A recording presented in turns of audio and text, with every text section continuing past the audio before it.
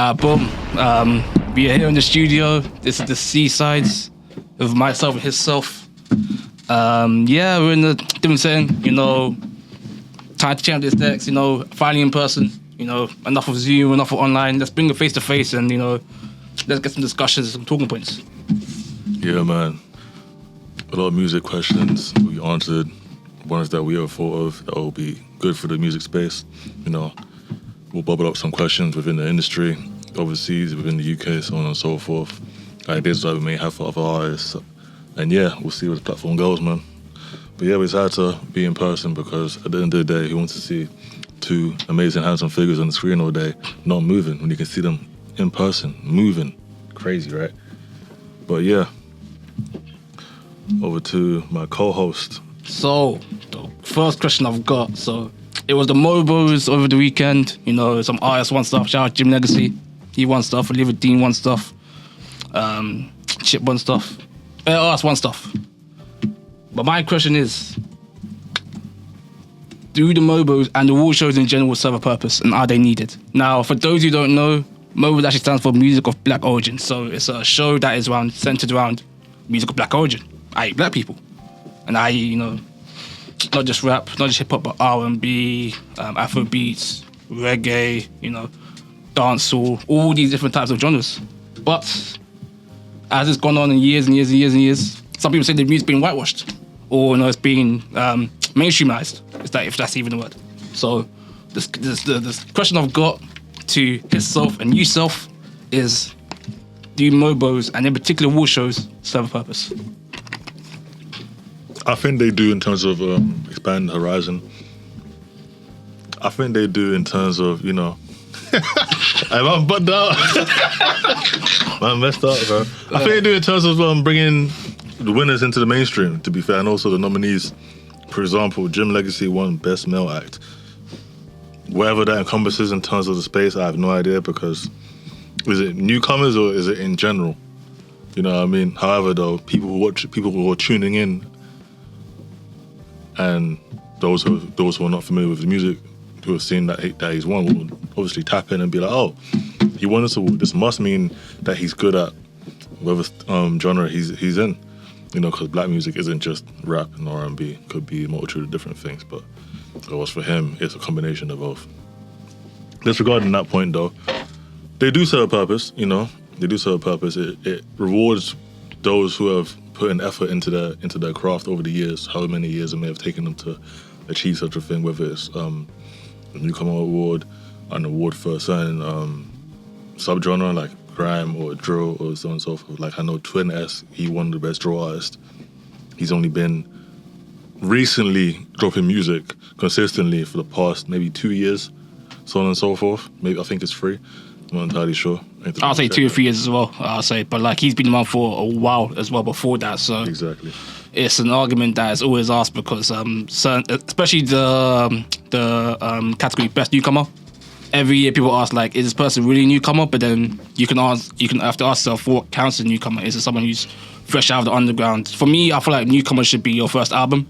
But then again, there are plenty of artists who be 10 years in the game that ain't dropping no albums. It should be straight singles or straight mixtapes, and then they have the one album that pops them off. So it is a bit of a, grey area in terms of that.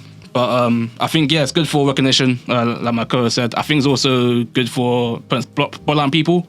But I've always think that's not the be and end all as well. So just because, this person won a Mobo or BET Award or a Grammy or an Oscar for actors or whatever, doesn't mean that. It means what the industry's put or what the media thinks is the best, quote unquote. But that doesn't have to mean that if you don't if let's say Jim Legacy, for example, let's say because he won Best Male, let's say I don't rate him, for example, or Olivia Dean Best Female. That's your opinion, and you shouldn't take that literal sort of thing. I think a lot of people can sometimes take a bit too literal when it comes to award shows, but I think that's just life in general, man. Every day in life, there's gonna be people who get awarded for something. And that's just giving them their flowers and their dues, and rightly so. But on the other hand, that doesn't mean because some person hasn't won it, it means they're washed or means they're dead. It's just an opinion. And we'll see down the years if, that award was just or not. So that's my take on award shows and, such things like that. Yeah. Again, they're good to just celebrate us as people, you know, whether it is only, let's say, the rap and R&B category within the Grammys, or even in the Oscars, whereby actors of color and actors of newfound fame do win awards. It's good because at the end of the day, it's always good to see someone winning something. In life, in this life that we live, not too many people win in stuff that they put in hard effort for, you know. I've got points I just realised as well when you're talking. I think another issue is as well, like I said, with music of black origin, or so let's say we go to the Grammys, let's say now, or to the Brits, and that's like a quote unquote more of a whiter or mainstream audience. Now you get artists who are put into the best rap category, but are they really rapping? Are they really rapping? So I remember Tyler created one, I think, best hip hop for Ego. Ego's an only rap album. You had the issue 10 plus years back in the day when you had Kendrick over Macklemore, and Macklemore won on best rap. And, you know, people can just say that's a novelty. So, again, I don't say take a pinch of salt, because that's then discrediting the artists who have won it.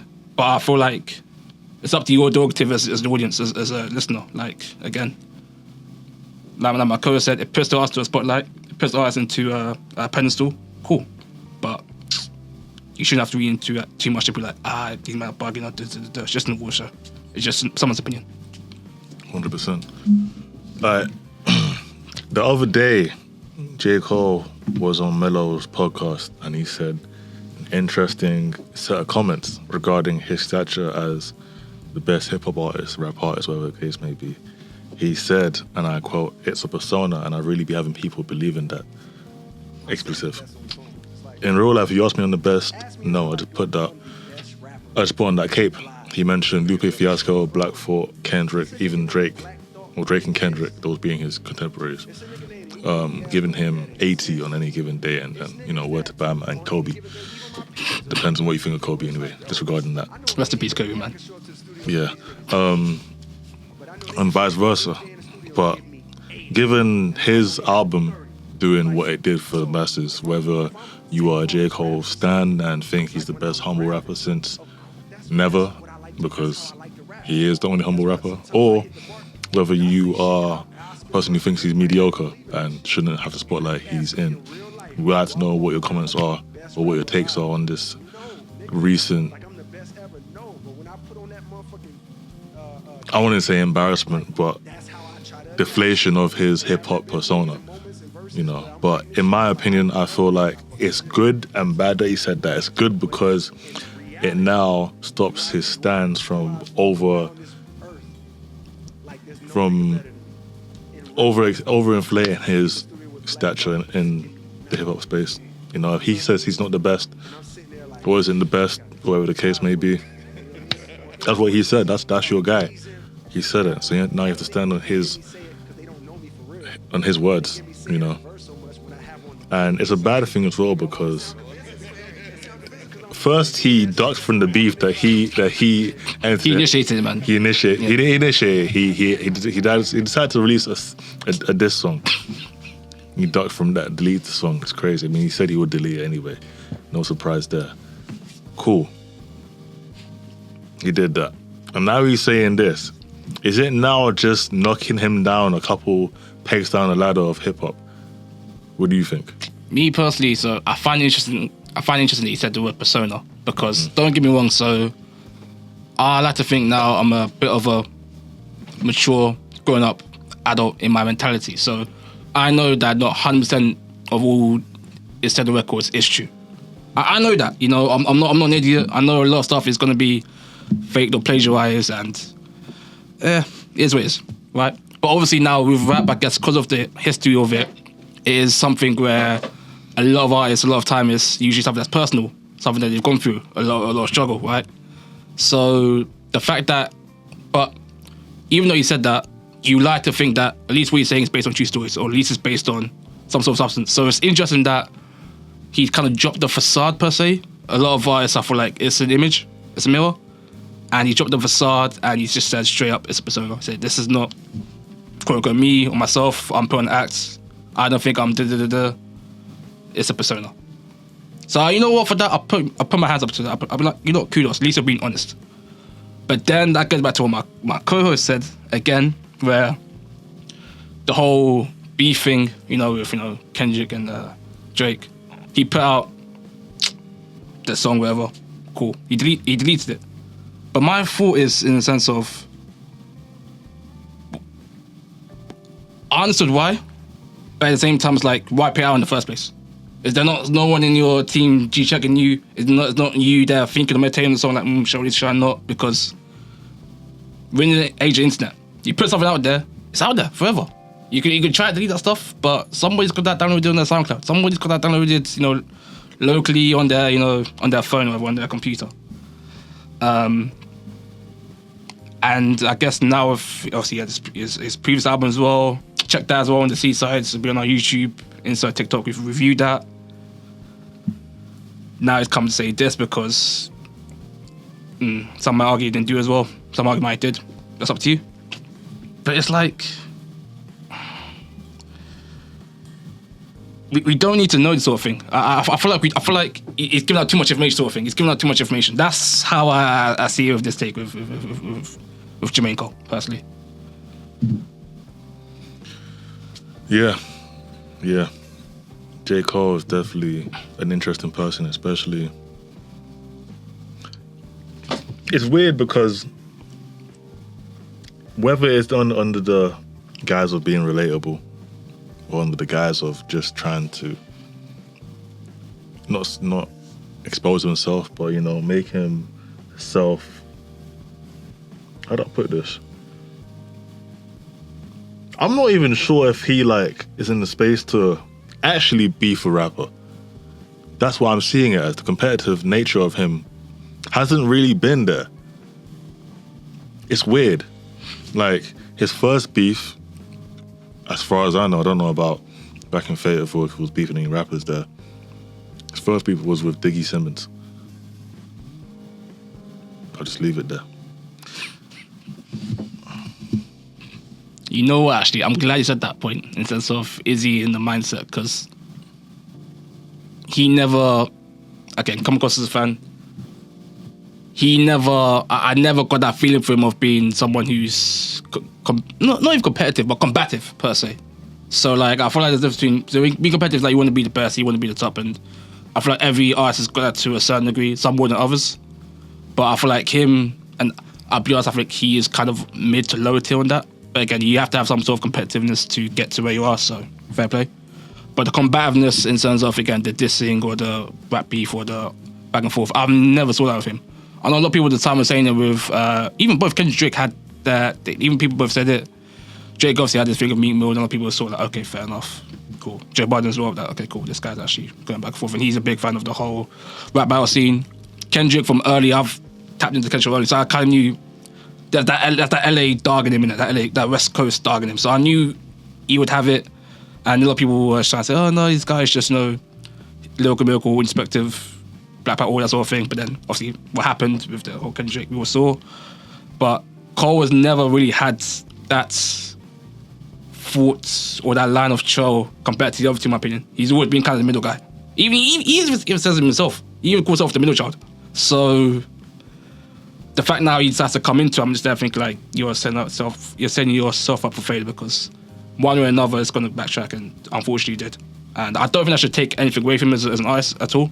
Some artists are better when it comes to that back and forth thing, others are not. But at least he kind of got to it and realized, okay, cool, it's not me, but it's like you shouldn't have to do that before getting that, especially the stage of the career you are now. Like, if it's early in the career, I'll be like, fair enough, but yeah. Alas, he did what he did.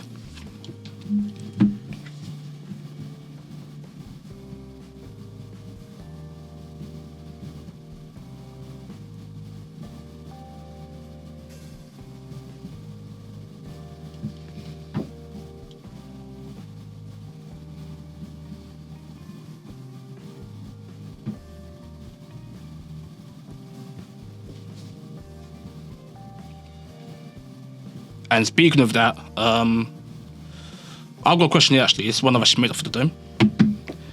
And I guess that beef was such a global beef per se, in terms of, a Canadian artist beefing an artist from, LA, you got artists from Carolina there as well, and then everything happened. Now we're in the UK, we're reporting it, and my question is, especially with how the world is getting more globalized, are we losing the essence of local rap? So in terms of, every little area have their own little pockets, again, this is a question that I don't think is true, but it's something that I just brought up, and you guys could in the comments say, whatever you think. But yeah, are we using the essence of like localized, like regions or pockets? Depends on where you are. So I'll say no, because in the UK, as we are residing in Manchester, the money guys have got their own thing on lock. They've essentially taken some of that Detroit style and meshed it with their own style, made their own thing. Some may say it's copying, but I don't think so, because they're not directly utilizing Detroit slang in their lyrics and so on and so forth. Like artists like Tunde, Cass, so on and so forth, other artists that haven't come to mind right now, but those two are ones that I can definitely say have been doing that. For example, you've got in Nottingham, you've got M-Way rapping for that city. Cold artist. One of the best new school artists in the past 2-3 years. Highly recommend him to anyone who's a fan of road rap, as they say. Or just, real rap, Even in Birmingham as well. Birmingham, again, very notorious city for notorious things, you feel me? But a bunch of rappers out there who have made noise for years, they've essentially mastered what London has done. But again, taking it to their level, You've got Remtrex, you had Cooley, who's in prison. Mons Malone, amazing artist. His boy, I forgot. If you ever see this, I didn't mean to forget your name. Yeah, man. So many good artists from that city as well. And then you have London, mainstay hub for every single genre that's booming across the world right now. You know what I mean? Even Liverpool as well. You got A-Star, Mazza, so on and so forth. Bunch of artists, different regions, similar music, but it's different. You go over to America, every single state has their own style of music. For example, Detroit music has blown up in the past 5 years, post-COVID. Even pre-COVID, it was bubbling. But just me being a fan of Detroit music, I've obviously gone back to the essence, like Big Herc, Blade Icewood, Cash Out, obviously Doughboys, Cash Out, Payroll, Big Keys, so on and so forth. Team Eastside, PZ, Babyface Ray, GT, so on and so forth. They've, molded their own sound for years, and it's finally gotten to that point where they can reap the benefits of it. It's a beautiful thing. Chicago, you had Lupe, Kanye, Common, Rhymefest, I believe, was also from Chicago as well. Consequence. Then, obviously, Twister, how can I forget? Then 2010s hit, then Drill Wave erupts, Keith, Herb, Bibby, King Louie, Fredo, FBG Duck, Wooski, Von, Dirk, so on and so forth, California, for a while you had the game rep in California. Kendrick comes out the gate, repping for Compton, you know what I'm saying? Long Beach side, you have Vince Staples, you have Stupid Young, you know what I'm saying? You have, obviously, rest in peace, Draco the Ruler. You had Shoreline Mafia. They broke up, got back together again. On the Bay Area side, Larry June, All Black, 22nd Gym. They formed their own group of other artists called One Umbrella, popping right now. You know what I mean? Filthy Rich, SOB, RBE. I can go on for that side.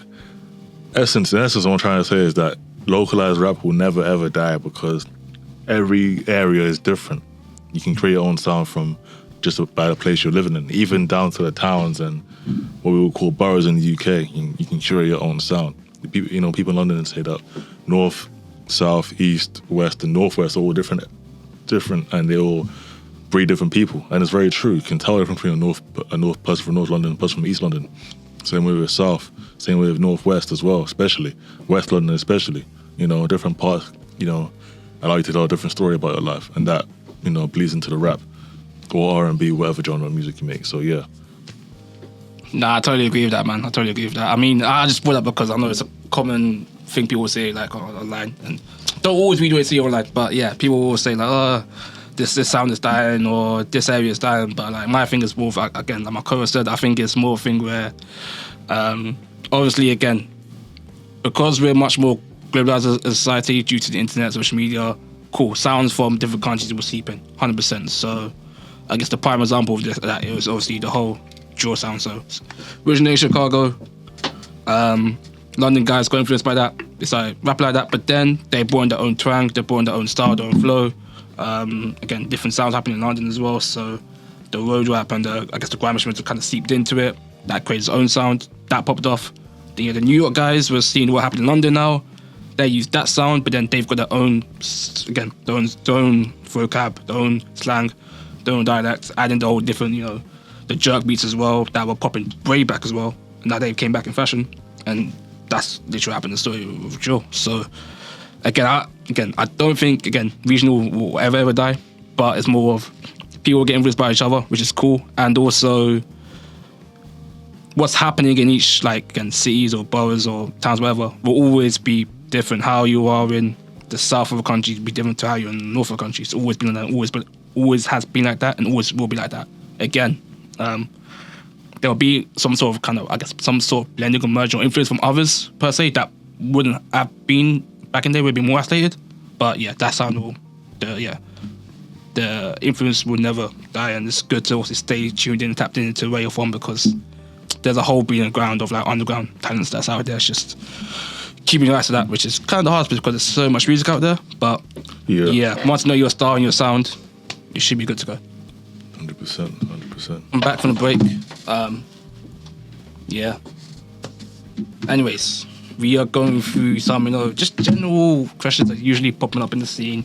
People put online, people ask, and I've got one here, right? Again, it's UK related, but that's where we are based, so let's put it at home. Is the UK scene 10 years behind?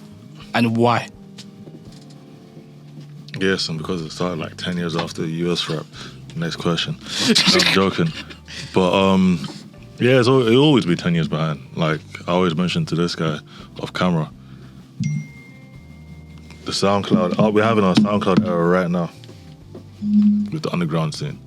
And soon we'll see artists emerging from that who will essentially shape the rest of UK mainstream rap, at least for a while now. In the sense of how the US had their SoundCloud era. Artists have emerged from that and have made a lane for themselves. You can name a few. Literally, XXX didn't get his time to shine. He died too early, whatever the case may be. But disregarding him, or aside from him, sorry, Carti, global name. Probably even more global now due to the Weeknd link up as well. Uzi, global name. I don't know what he's doing now though, but he just disappears, man. He just disappears, and when he's doing the comes album time, maybe he's there. Yeah. Carti, Uzi. Who else? Trippie Redd. Trippie Redd, I'll say as well. That's linked to I guess XXX Tentacion as well, but yeah, that wave of guys I'll say were definitely Yachty as well. Yachty. Yeah, Yachty's another one. People who want to say Kodak or thinking of Kodak. Kodak's not SoundCloud. No, it's not SoundCloud. Same place, same time. Yeah. He's still his own, Broward County, Florida rap. That's Florida rap. That's Florida rap. Yeah, there you go. Not SoundCloud rap. Speaking of Florida rap, R.I.P. Lil Papa, great artist. Yeah. But we're having our own SoundCloud era, and we've realized that drill is not here to stay. Same way with America as well. After a certain point, let's say 2018, is where the sound kind of changed for Chicago drill. Obviously, New York started adopting it. A year or so after, they had the Brooklyn drill. Shout out Chef G, 22 Gs, Sleepy Hollow. R.I.P. Pop Smoke, man. R.I.P. Pop Smoke. Faye Luciano, 5-Year Foreign, however you want to pronounce the name. Coach. He press correctly as well, man. Coach the Ghost, so on and so forth. So will the UK drill scene go towards another city within the UK? Who knows? Maybe not. I can't pinpoint a city that it would make sense to go to, but because I feel like every city at some point within the UK drill scene had their own time to shine, even going as far as Luton and so on and so forth. So yeah, and even Brighton as well with what's he called again? One RD. Yeah. That's it. So yeah, I don't know. I can't really pinpoint who will be like the SoundCloud champions, I'll say, or just underground scene champions.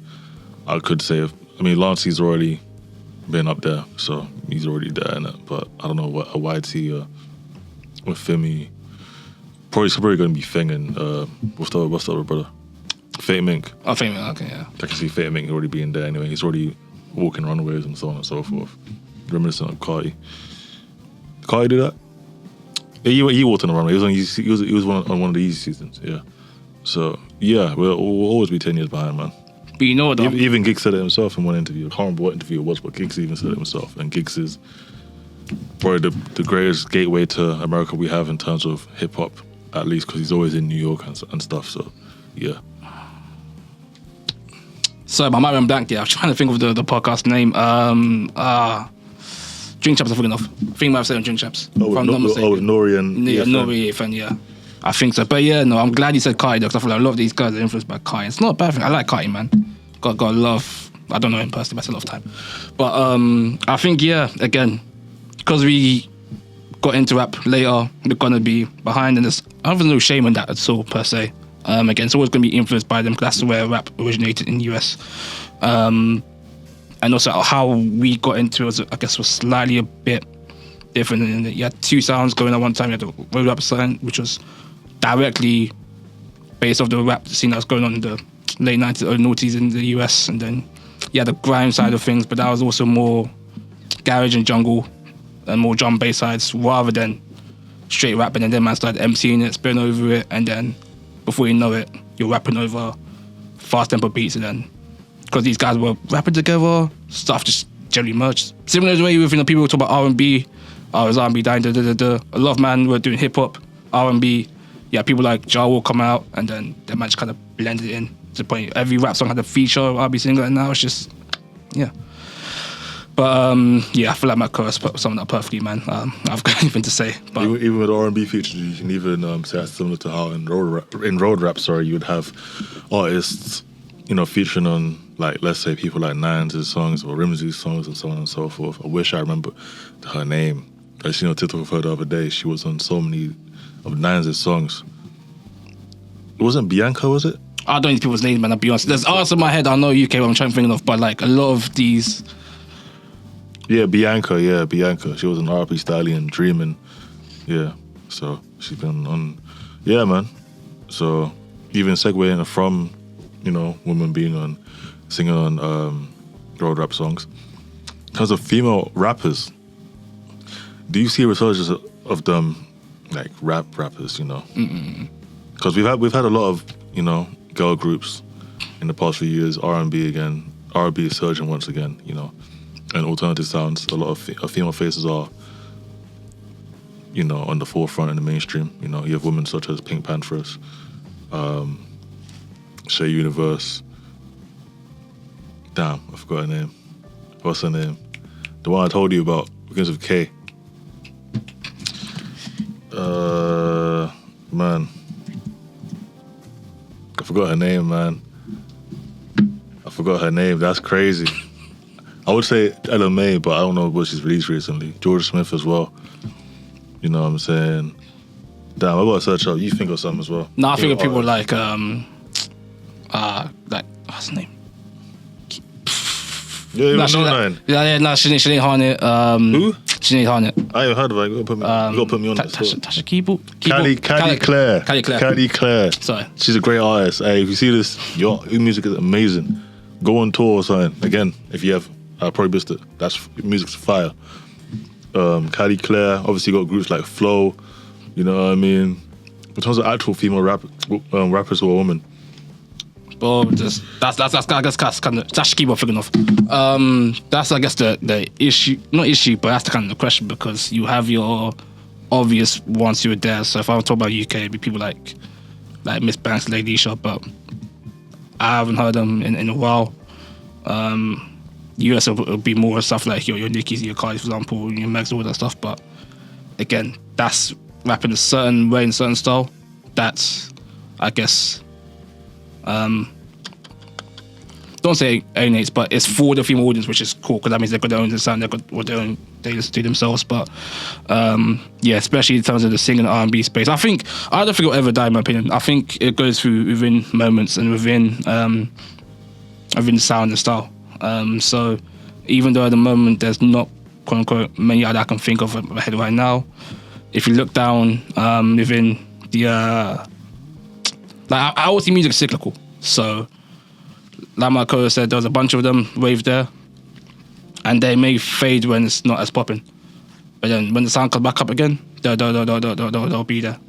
So again, like you have got female artists who are there, especially on the more singing side, but rapping, yeah, not as much at the moment, but it will always come back and forth, and I don't think it should be as a discouragement to the ladies out there. Again, like I mentioned previously, you had people like, again, Livid Demon in the awards earlier as well. So for the BET, you had Pink Panthers. She won a Grammy, if I'm not mistaken, as well. So these people are getting the spotlight and they are getting their shine, but it'll be good to see more. If you definitely do like a split at the moment, it might not be as even as it should be. But yeah, the talent is there and always will be there. Yeah. In terms of newish female rappers or women, one artist I'd like to highlight is Star Bands. She's from Chicago. I believe her music is really, really good. Really, really good. I listened to her EP. Had a V's feature. She's done songs with 1UP, another great Detroit artist, on the come up as well. You know, shout out my boy Kai, put me on. If you ever see this, my guy. But yeah, man. They are there. I mean, again, music is what you find. You know, you shouldn't always limit yourself to the mainstream sound. You should always try and dive deep into different subgenres that you like, and eventually you find an artist that, you know, exceeds expectations 9 times out of 10. All right, cool. What's your next question, man? My next question is, do we have like a creativity issue within music in terms of substance, so stuff like what's talked about? So obviously we were previously talking about female rappers, and I was saying how a lot of female rappers out there are rapping a sort of style in a sort of way. Like what? Promiscuous stuff, whole shit, you know, busting down, you know, twerking, all that stuff, for example. A lot of the rappers I mentioned earlier about the UK underground, a lot of them are rapping about, you know, drip, about fashion, about drugs, about, you know, partying, being outside, all of that sort of thing. Is it repetitive, or am I just looking too shallow? Should I look deeper into what's there, you know? Yeah, because again, like I said previously, you can always reach out and find artists that fit the topics that you want to listen to. Sorry. Okay, actually. Go on. No. No, I was about to say that, because let me frame it a bit different then. Cool. Why are these the topics that are selling? Why are these the topics that are getting pushed to the mainstream, getting pushed out there? It's positive stuff. It's easier to make music about quote unquote fun stuff, whereas it's harder to make music about stuff that relates to working hard in life. You know what I mean? For example, obviously you have your road rap, your trap rap, so on and so forth.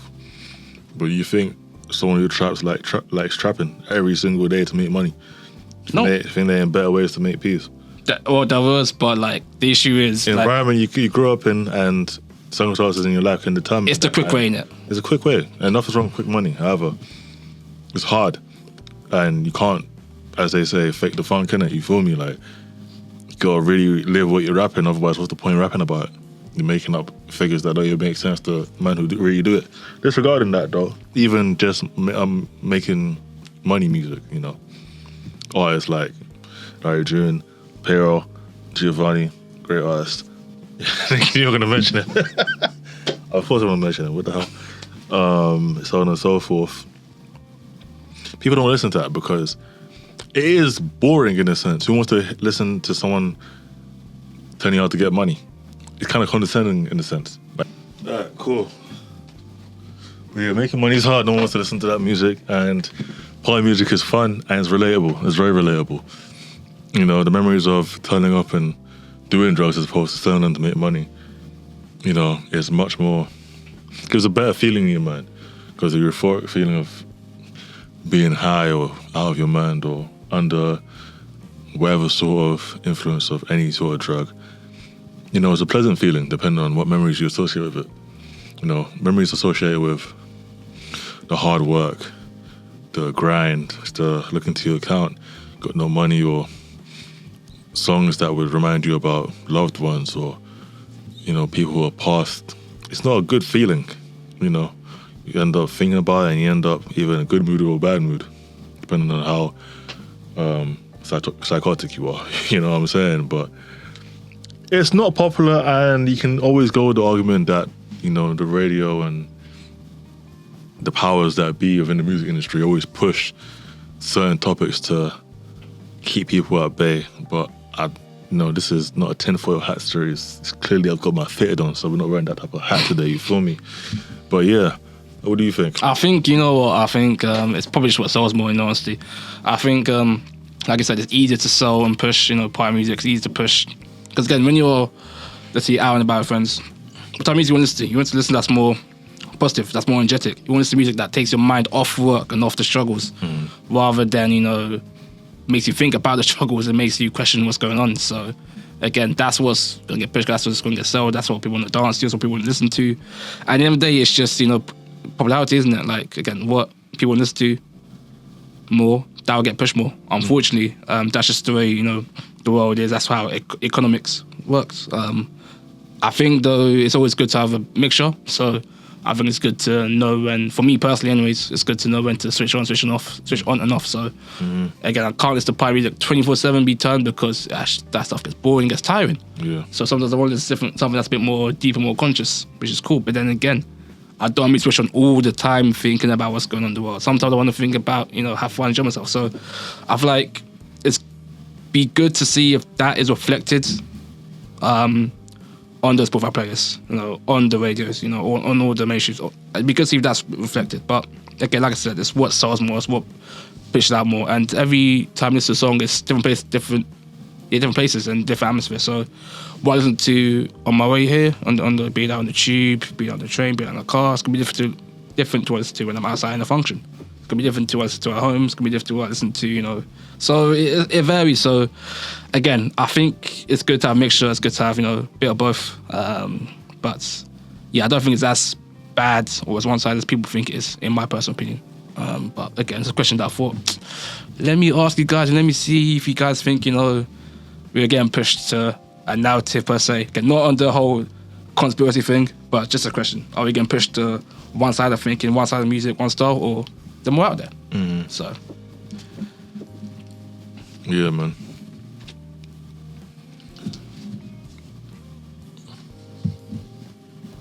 And another question that I do have is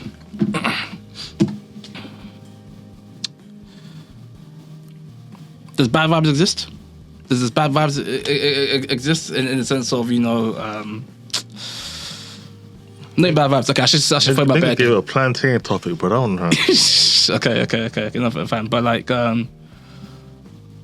being signed, like, okay, I'm not an artist, so I don't know.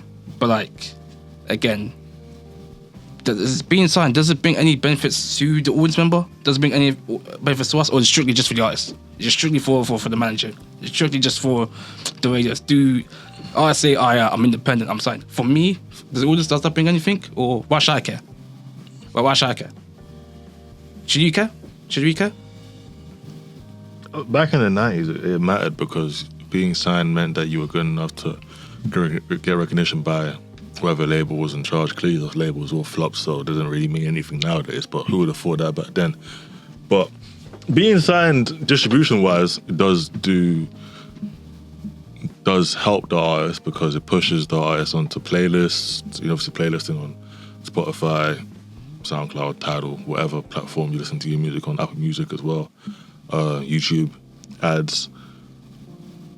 radio, interviews, so on and so forth, album rollouts, it does help with that, you know.